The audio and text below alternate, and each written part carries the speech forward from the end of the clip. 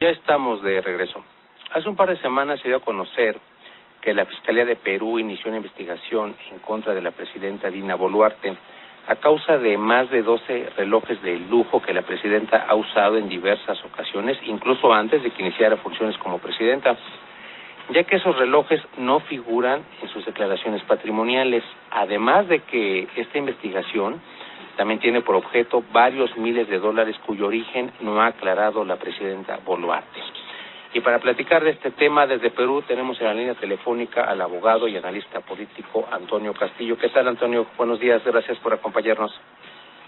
Muy buenos días, estimado Francisco, y muy buenos días a los televidentes.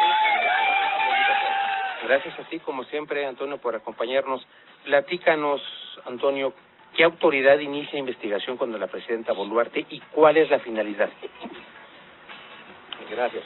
Permíteme, Francisco, un minuto o 30 segundos de ser el caso antes de entrar en materia de la pregunta que formulas. Permítenos expresarnos como ciudadanos peruanos, pero también como ciudadanos latinoamericanos, nuestra solidaridad al pueblo y a la nación mexicana por los ocurridos el día de ayer en la hermana República del Ecuador, en la embajada mexicana en Ecuador, donde esta ha sido objeto de una incursión violenta, policial, creo que esta con ruptura de puerta, con el hecho de que trepen los policías a través de las paredes, para sacar a un funcionario que estaba, según se refiere, requisitoriado por la justicia, el ex vicepresidente Glass del Ecuador, pero al margen de del estatus jurídico, de la situación jurídico-penal del señor Glass, al margen de los conceptos ideológicos del señor AMLO o del señor, del presidente del Ecuador, creo que acá está de promedio el derecho internacional,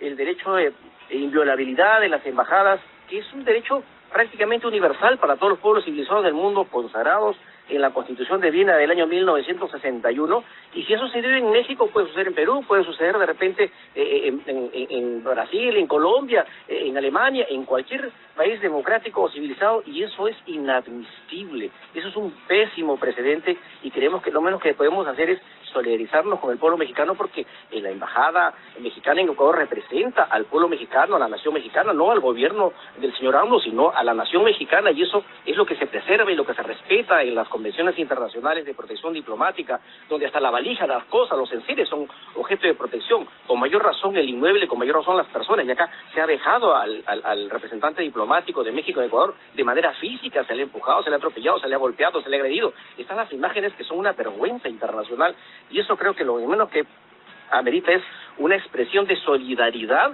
porque esto no puede permitirse en ningún país del mundo. No ha ocurrido ni siquiera en la Alemania nazi, ¿verdad? Las instalaciones de los países que eran ocupados incluso, ¿verdad?, por los nazis, eran respetados porque eso es lo que corresponde de acuerdo al derecho internacional. Entonces, lo que ha sucedido aquí es realmente grave y nosotros nos solidarizamos en ese sentido con la nación mexicana y deploramos que eso haya ocurrido. La Secretaría General de la Organización de Estados Americanos el día de hoy, hace unas horas, emitió un pronunciamiento severo también en esa medida, censurando, rechazando y condenando este hecho y convocando a una reunión del Consejo Permanente de la Organización de Estados Americanos para discutir estos temas e invocar que prime la cordura, prime la sensatez y se evite una situación de mayor envergadura en las relaciones diplomáticas de dos países hermanos en Latinoamérica por el improntus, por el acto de violencia que ha ocurrido en la Embajada de México en el Ecuador. Nosotros expresamos, reitero, nuestra solidaridad con lo que ha sucedido con el pueblo mexicano y con su embajada respectiva en Ecuador, estimado Francisco. Yendo a la pregunta que refieres, sí, pues en relación a nuestra política nacional, estamos en una situación preocupante y yendo al tema jurídico directamente, es el artículo 100 de nuestra Constitución, la que establece que la presidenta de la República, por su alta jerarquía e investidura, debe ser investigada por el fiscal de la Nación o en este caso un adjunto a quien él designe por razones de trabajo, pero la investigación la está haciendo el mismo doctor, el mismo fiscal de la Nación con sus adjuntos. Y como bien lo ha referido, pues, luego del escándalo producido, donde la propia Dina Boluarte ninguneó el hecho, lo minimizó, diciendo que las joyas que lucía, que en su conjunto la prensa ha podido determinar que son joyas de alta gama, de oro, ¿no es cierto?, incrustadas con diamantes, que sumaban un monto de mayor al $500,000. lo cual es incompatible con los ingresos que ella ha tenido antes de ser ministra, antes de ser presidenta de la República, e incluso en el ejercicio donde solamente tiene pues un año, ni siquiera un año y medio de gestión. Entonces es incompatible ese lujo con sus ingresos.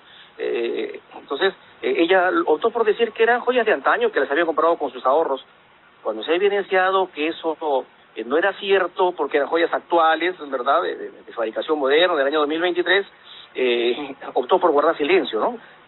Con vergüenza, con pena, como peruano tengo que decirlo, es una coartada, es una actitud propia pues de los delincuentes comunes que están procesados en los tribunales, donde ante la evidencia optan por guardar silencio, ¿no? Y es lo que ella hizo durante 2 o 3 semanas y evadió las citaciones de la Fiscalía, y evadió las invocaciones de la justicia para exhibir los relojes, para dar explicaciones, y obligó a que el Ministerio Público tenga que incursionar en su domicilio para lograr ver los relojes, y se encontró con una sorpresa, ¿no?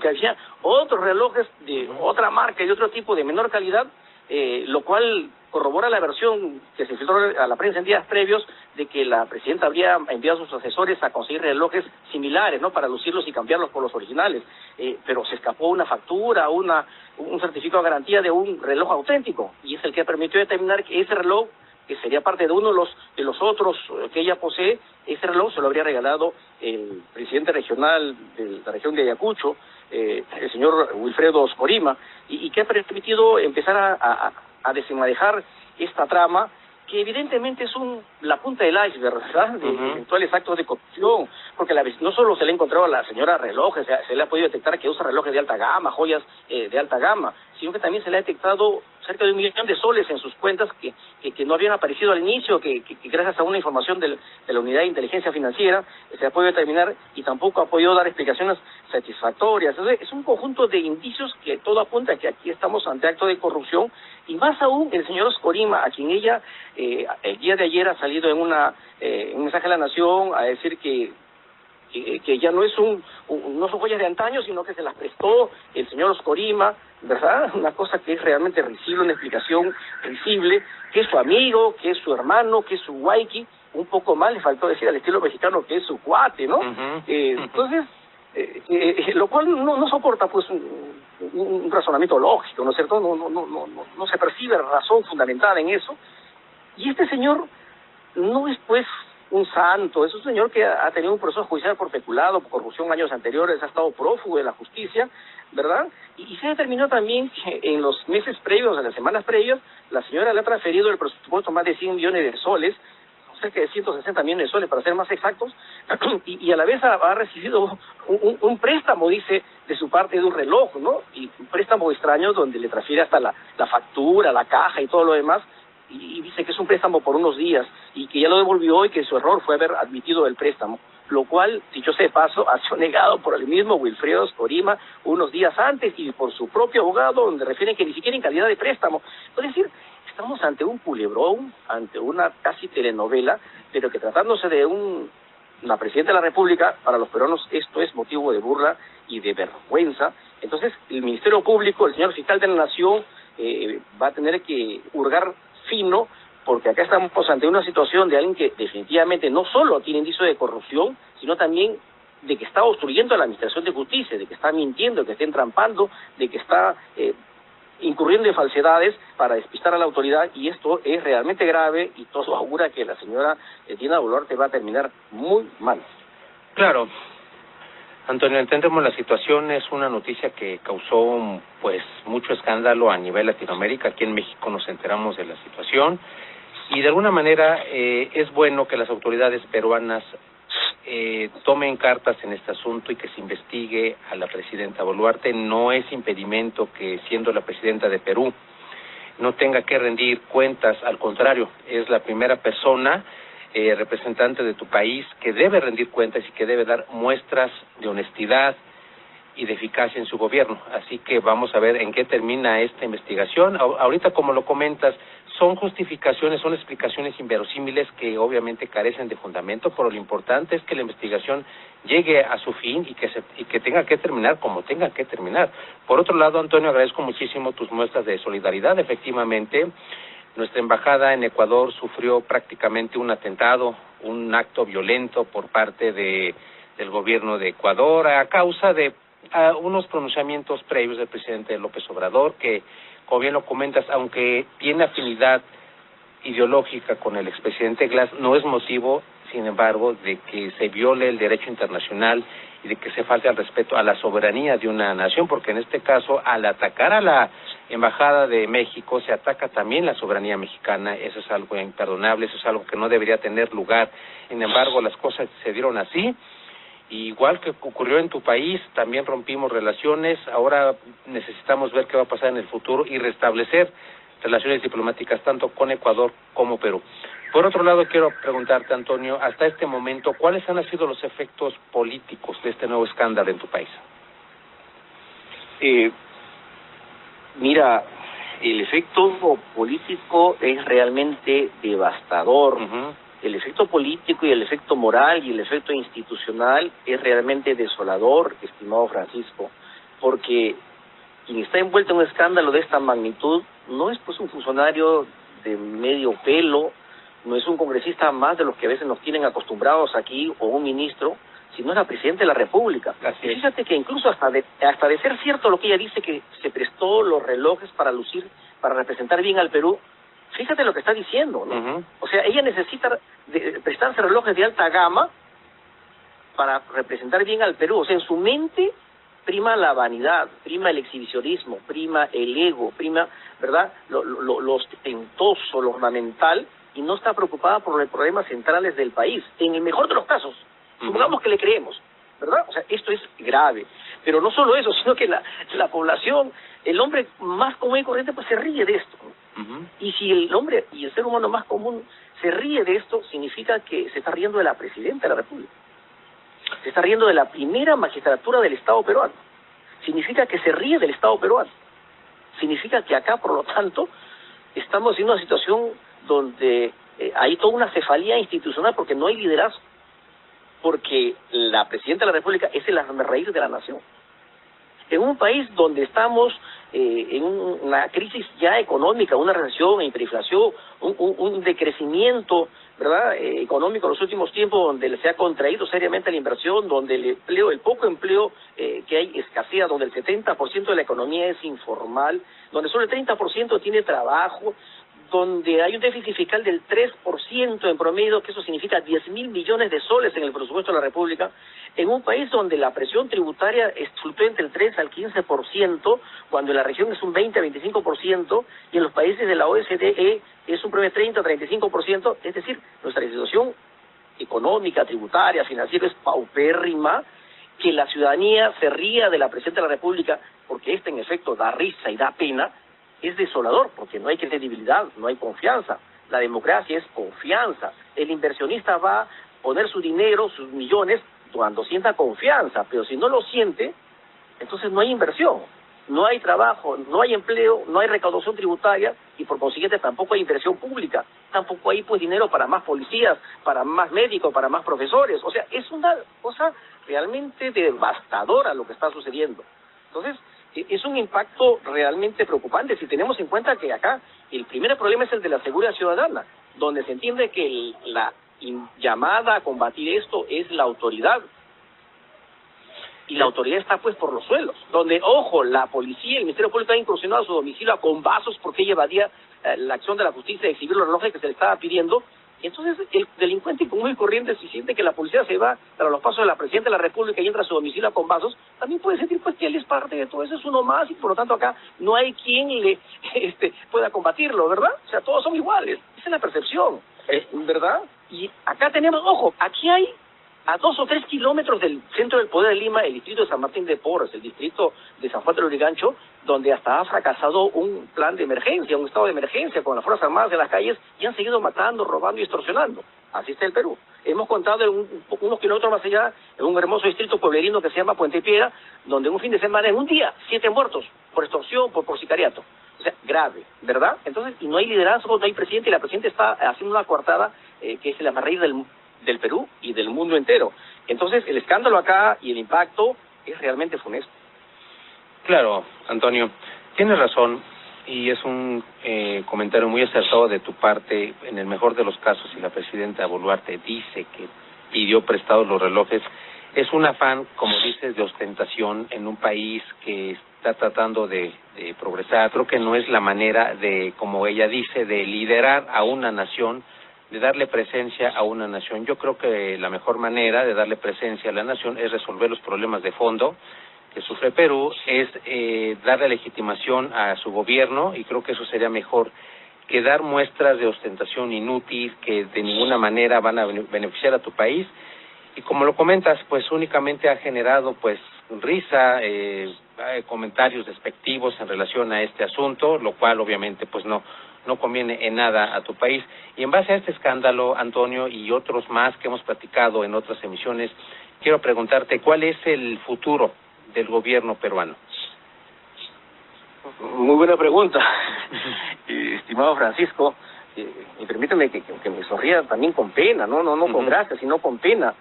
Es que en nuestro gobierno, lamentablemente, es un gobierno que no tiene futuro. Okay. Es un gobierno, como hemos visto, la presidenta solo está preocupada por lucir las joyas, dice que prestadas de su guayque, de su amigo, de su hermano, ¿verdad? Entonces no está pensando en temas centrales del país, en los temas estructurales que tiene el país, y su imagen es la que da pena y da risa. Y en efecto da pena y risa porque realmente ella es una títere de toda una coalición de poder tradicional que ha asumido a partir de la caída de Pedro Castillo por los problemas que sabemos, a un costo muy alto de vidas humanas, ¿verdad? 50, 60 muertos a balazos, como hemos comentado en anteriores entrevistas, y es una presidenta que, por lo tanto, al ser el hazmerreír y al estar dando pena, lo único que la sostiene es las Fuerzas Armadas. Por eso es que en estos días del escándalo ha optado por mostrarse las puertas de Palacio rodeada de la alta jerarquía militar, como lo hacen las peores dictaduras. Por lo tanto, no es extraño lo que dice The Economist, que el Perú no es una democracia, sino un régimen híbrido, ¿no es cierto? Y para nosotros, para quien habla particularmente a la luz del derecho, a la luz de la historia, a la luz de los acontecimientos que están ocurriendo, estamos ante una dictadura, no ante una semidictadura, sino ante una dictadura. Pero como toda dictadura, pues, latinoamericana, tercermundista, pues, tiene sus fortalezas sobre la base de las bayonetas y tiene sus debilidades sobre la base de la moral y de la credibilidad, como estamos viendo. Y es una dictadura en escalada. Pero es una dictadura donde la representante, la capitoste, es el hazmerreír. Quien está gobernando, en el fondo, es toda una coalición radicada en el Congreso de la República, ¿no? Un conglomerado de poderes políticos, donde ya hemos visto que, al igual que comentamos hace un rato, en el plano internacional, ya hacen lo que mejor les parece, ¿no es cierto? Han conformado un tribunal constitucional que se ha burlado la vez pasada de una norma de la Corte Interamericana de Derechos Humanos para convalidar un indulto fraudulento en favor del ex dictador Alberto Fujimori. Tienen una defensora, han conformado una defensoría del pueblo que es una comparsa de todo lo que está pasando, y es un Congreso que con un 6% o 5% de aprobación, de lo único que se preocupa es de promover la impunidad y de perpetuarse en el poder. Hace poco hemos visto que han emitido normas para favorecer la depredación forestal, para favorecer la minería ilegal, ¿verdad? Que ya ha llegado al extremo del terrorismo, está volando torres en una mina en el norte del país, en la sierra de Patás, ¿verdad? Que tiene secuestrado al país en La Libertad, en Lambayeque. Ha emitido normas para estrangular las leyes de colaboración eficaz, para, por lo tanto, limitar el combate a la corrupción y a la delincuencia criminal, y ha emitido leyes para favorecer la prescripción de los delitos de los altos funcionarios públicos. El propio presidente del Congreso actual, el señor Alejandro Soto, ha sido favorecido con esta ley. Él promovió la ley del Congreso y ha sido favorecido con esta para que le prescriban uno de los delitos que tenía por delito contra la fe pública, me parece.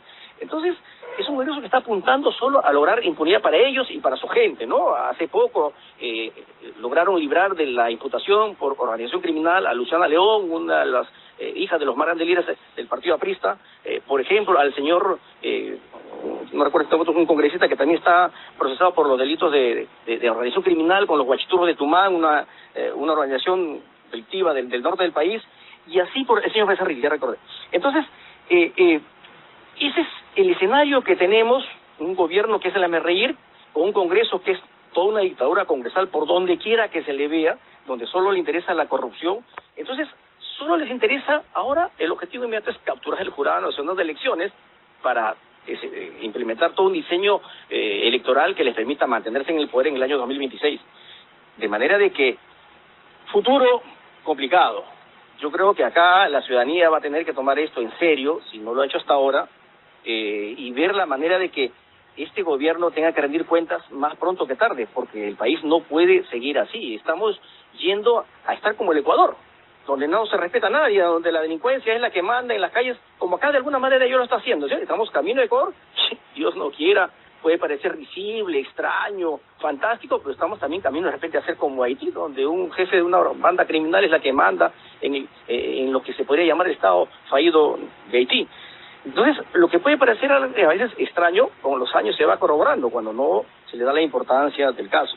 Entonces, el futuro del gobierno, lamentablemente, es nuestro futuro, pero es un futuro que no es de muy buen augurio en tanto la ciudadanía no asuma esto con firmeza y opte por que se promueva cambios aquí, porque no solo lo estamos diciendo nosotros, lo dice la BBC de Londres, lo dice el país de España. La salida de la crisis política del Perú es nuevas elecciones generales y una serie de reformas que tienen que hacerse, porque el país no puede seguir con ese mismo diseño constitucional que tenemos, donde ya hemos visto hay una crisis en la cual cada año cambiamos de presidente de la República. Eso es inestabilidad, y la inestabilidad es camino al caos, es el camino a la anarquía, es el camino al Estado fallido, como estamos refiriendo. De manera que vamos a hacer votos porque ese futuro del gobierno sea un futuro en el cual la nación tenga que tomar un papel más dinámico, más comprometido y se pueda superar esta crisis de la forma que estamos comentando. Claro, así lo espero, Antonio. Espero yo en verdad que en el 2026, que ya nos falta mucho, se abre esta posibilidad que ustedes puedan recobrar la estabilidad que necesitan y que Perú vuelva a recuperar nuevamente pues todo lo que ha perdido a raíz de esta crisis política, y ahora con este nuevo escándalo pues es un dato más que, como lo comentas, ya es urgente que Perú se levante de esta grave caída. Antonio, como siempre, te agradezco muchísimo tu colaboración, tu disposición para mi programa, y te mando un abrazo hasta Perú. Muchas gracias, estimado Francisco. Un abrazo también para tu persona y para el querido pueblo mexicano. Muy amable, buenos días. Claro que sí. Gracias, Antonio. Saludos.